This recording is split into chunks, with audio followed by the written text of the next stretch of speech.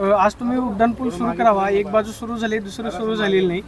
हे उड्डाणपुलाचं काम नक्की का रखडले नाही? त्यांची वेळ भेटत नाही की काय? तुम्ही आंदोलन केलं, पोलिसांनी तुम्हाला इथं बोलवलेलं होतं, काय सांगण्यात आलं? सिंहगड रोडचा उड्डाणपूल हा तयार होऊन उद्घाटनाच्या प्रतीक्षेत आहे. 15 ऑगस्टच्या दिवशी त्याचं उद्घाटन होणार हे सर्व जग जाहीर आहे.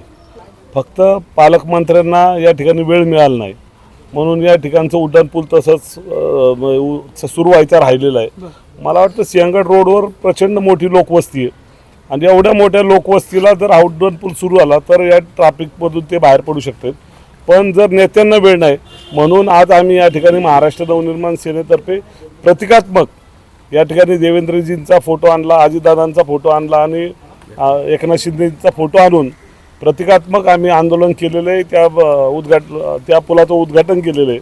मला वाटतं आता तरी प्रशासनाला आणि सत्ताधाऱ्यांना जाग येईल आणि हे ताबडतोब हा उड्डाणपूल सुरू करतील. इथले स्थानिक मंत्री आमदार असणारे लंडनला गेल्यामुळे थांबले असं वाटतं तुम्हाला? काय नाही, 100% नेते मंडळी इथं उपलब्ध नाही म्हणून सर्वसामान्य लोक अडचणीत आहेत. नेते मंडळींना पालकमंत्री असतील, मंत्री असतील, यांना वेळ नाही म्हणून हे उड्डाणपुलाचं उद्घाटन राहिलंय. मला वाटतं की आता ताबडतोब सुरू झाला पाहिजे. मनसेने आज आंदोलन केलेलं आहे त्या ठिकाणी. येत्या काळामध्ये ह्याच्यापेक्षा मोठं उग्र आंदोलन आम्ही नागरिकांना घेऊन करू.